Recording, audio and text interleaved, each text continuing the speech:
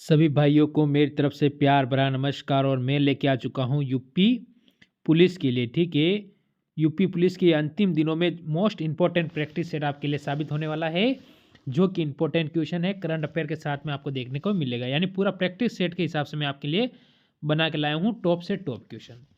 मेरे मित्र, पहला क्वेश्चन आपके सामने आया है। अच्छा लगे तो लास्ट में लाइक करके ज़रूर चले जाना, और लास्ट में टारगेट रखना कि अगर आपके कितने क्वेश्चन सही होते हैं कमेंट करना। तो पहला क्वेश्चन आपको कह रहा है, एक साल की ब्रिटिश भारत यात्रा करने के लिए महात्मा गांधी ने ज़मीन और वहाँ के लोगों के बारे में जानने की सलाह दी। ठीक है, जैसे कि लाला लाजपत राय ने दी, ठीक है, विपिन चंद्र पाल ने दी, बाल गंगाधर तिलक ने दी, या फिर गोपाल कृष्ण गोखले ने दी। तो किसने दी थी महात्मा गांधी को यह सलाह? तो आपको होगा option number D, Gopal Krishna Gokhale, जो कि महात्मा गांधी के क्या थे? राजनीतिक गुरु थे। ठीक है, आप इनको राजनीतिक गुरु भी कह सकते हो। ठीक, आगे चलो अगले क्वेश्चन पर।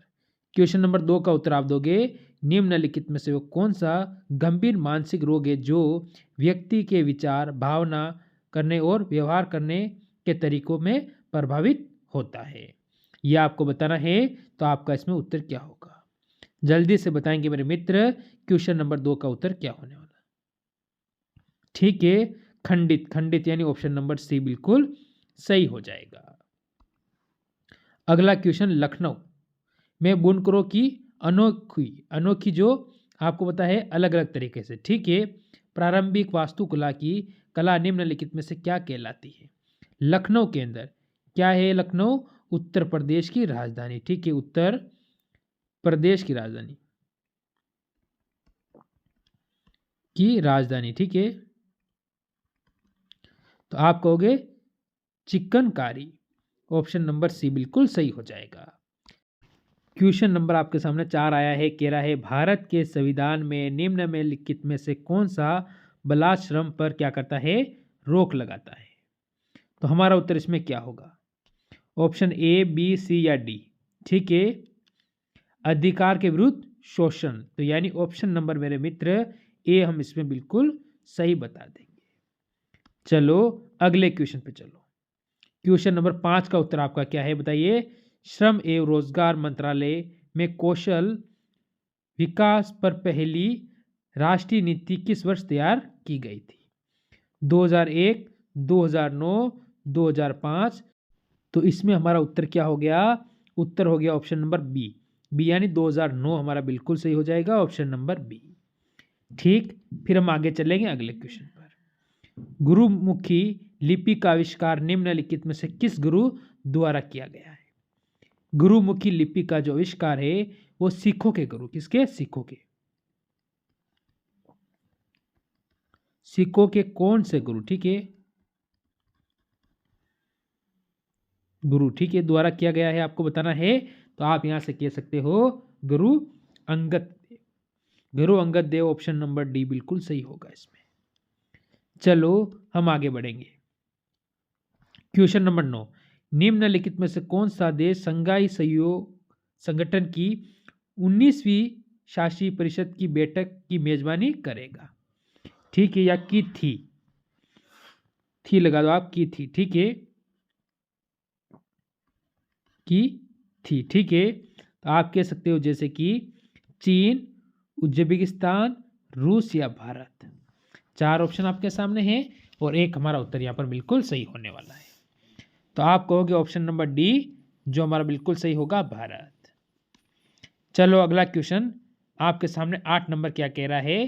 केंद्रीय बजट 2020 में भारत सरकार ने बैंक सावधि जमा और बचत पर कितनी बीमा राशि प्रस्ताव दिया, जो कि पहले केवल 1 लाख रुपए का था? पहले 1 लाख रुपए देती थी, अब कितना देती है? जैसे आप कह सकते हो 4 लाख रुपए, 3 लाख रुपए, 2 लाख रुपए या फिर 5 लाख रुपए। बढ़िया टॉप और अच्छा क्वेश्चन है मेरे मित्र। तो आपका उत्तर यहाँ से क्या हो जाएगा? तो आप यहाँ से कहोगे कि अब ऑप्शन नंबर डी 5 लाख रुपए देती है। अगर हम आगे बढ़े क्वेश्चन नंबर 9 पर, निम्नलिखित में से कौन 12,000 ओडीआई, ठीक है, रन बनाने वाला सबसे तेज क्रिकेट खिलाड़ी है? ठीक है, रिकी पोंटिंग, विराट कोहली, सचिन तेंदुलकर, कुमार संगकारा। ठीक है, तो आपको ध्यान रखना चाहिए आपका उत्तर यहाँ से क्या होगा।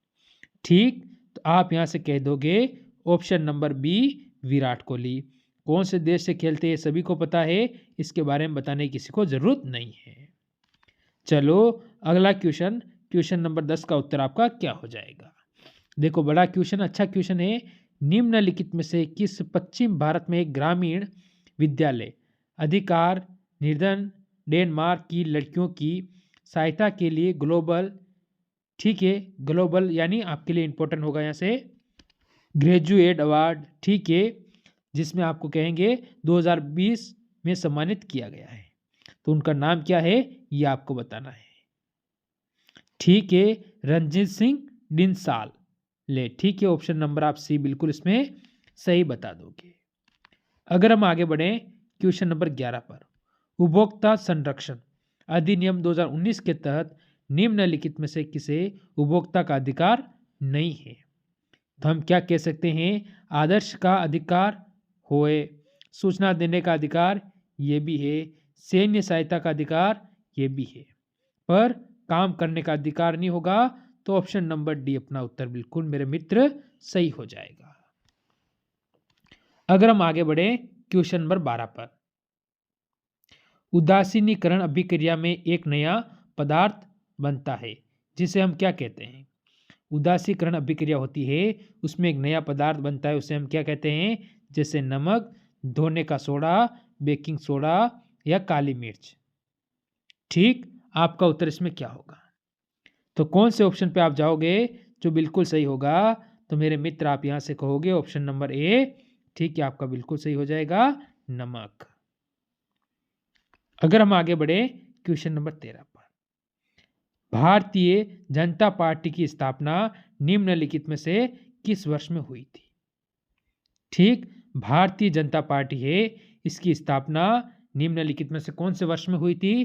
तो आप क्या कहोगे, 1957 में, 1934 में, 1980 में, 1967 में। चार ऑप्शन आपके सामने हैं और बढ़िया ऑप्शन है और अच्छे क्वेश्चन है। तो आप कहोगे भारतीय जनता पार्टी की स्थापना, ऑप्शन नंबर आपका यहाँ से उत्तर होगा HW। इसका उत्तर आप मेरे को कमेंट करके बताओगे, क्योंकि अभी वर्तमान के लिए आपका इंपॉर्टेंट क्वेश्चन ये बन सकता है। अगर हम अगले क्वेश्चन पे चलें तो अपना उत्तर क्या है दीजिए।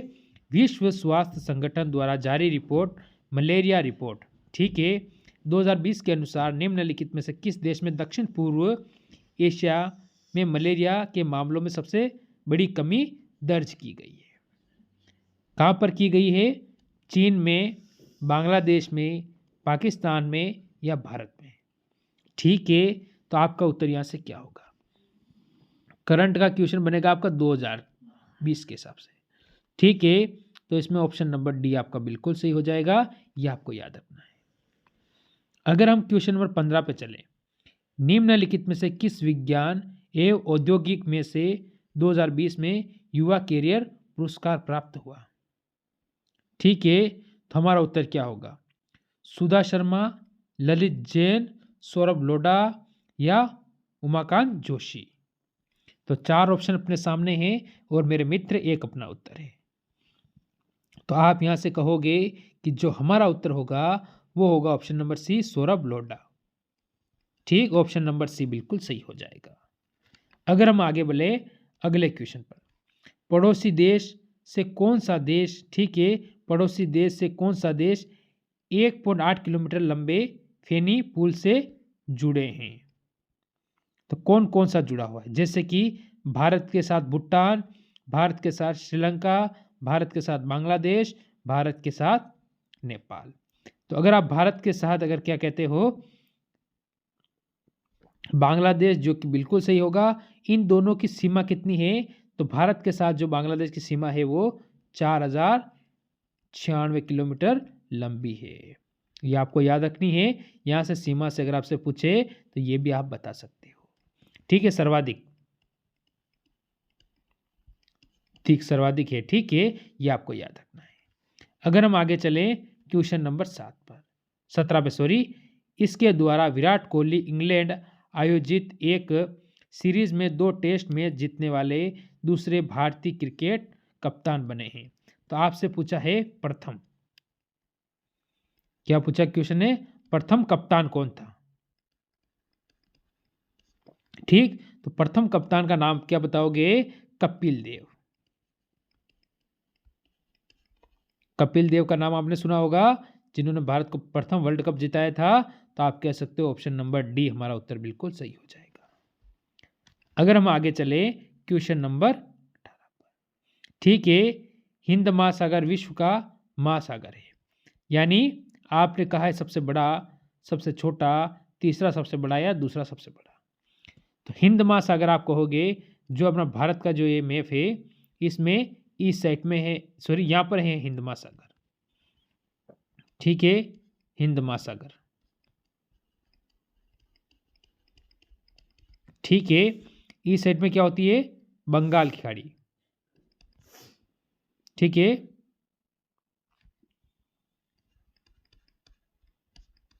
खाड़ी। इधर क्या होगा, अरब सागर, ठीक। तो ये हिंद महासागर कौन सा है, तीसरा सबसे बड़ा महासागर होगा। तो फिर पहला कौन सा है, प्रशांत, प्रशांत महासागर सबसे बड़ा हो जाता है। अगर हम आगे बढ़े तो अगला क्वेश्चन देखो आप, निम्नलिखित में से कौन सा क्रिकेट खिलाड़ी नवंबर 2020 में अपनी 482वीं अंतर्राष्ट्रीय पारी में 22,000 रन अंतर्राष्ट्रीय रिकॉर्ड तक का सबसे तेज बल्लेबाज बन गया है। तो इसमें भी कौन होगा, इसमें भी आप कहोगे विराट कोहली, जो ऑप्शन नंबर डी बिल्कुल सही है, इसके बारे में सभी को नॉलेज होगा। अगर हम आगे चलते हैं, क्वेश्चन का कहना है 6वीं शताब्दी ईसा पूर्व से बाद तक पंच तत्कालीन, ठीक है, सिक्के चांदी और उनके बाद किस धातु से बने थे।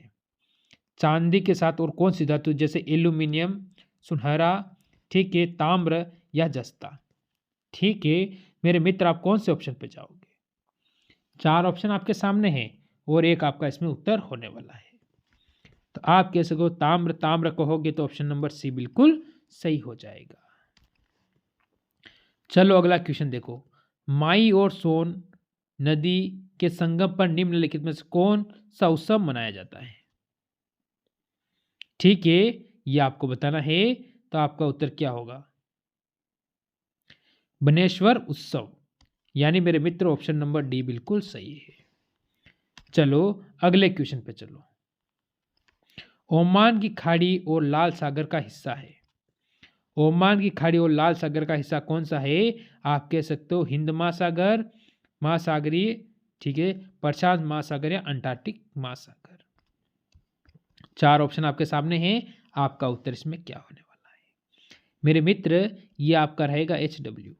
इसका उत्तर आप मेरे को कमेंट करके बताओगे कि इसमें आपका उत्तर क्या आ रहा है। हम बढ़ेंगे अगले क्वेश्चन की ओर।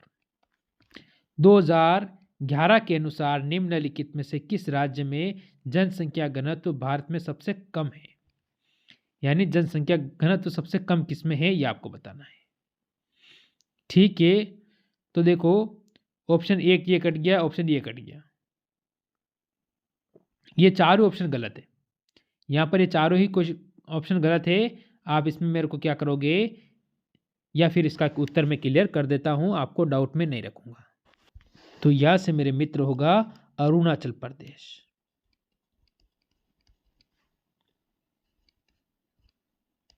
ठीक है, प्रदेश सबसे कम, ठीक है, क्या है, अरुणाचल प्रदेश आपका हो जाएगा यहाँ से। ठीक, उत्तर इसमें यही होगा, चारों ही गलत है। ठीक है, 2 तो वैसे राज्य का कोई नाम है नहीं, 2 आपके सामने हैं राज्य, पर इनमें आपका उत्तर नहीं, आपका उत्तर ये हो जाएगा। आगे चलो, निम्नलिखित में से कौन सा विटामिन डी है, ये आपको बताना है। ठीक है, तो ये तो आप मेरे को कमेंट करके बता दोगे विटामिन डी कौन सा है। अब आगे चलो अगला क्वेश्चन, अगले किस वर्ष पुर्तगालियों ने गोवा पर विजय प्राप्त की थी, यानी पुर्तगालियों ने गोवा पर विजय प्राप्त कब की थी, ये आपको बताना है। तो यहाँ से आपके इंपॉर्टेंट क्वेश्चन होगा, कब की थी और कब तक रहे थे। दोनों क्वेश्चन आपके यहाँ से बनते हैं, तो आपको ये बताना है कि गोवा पर पुर्तगालियों ने विजय कब प्राप्त की थी।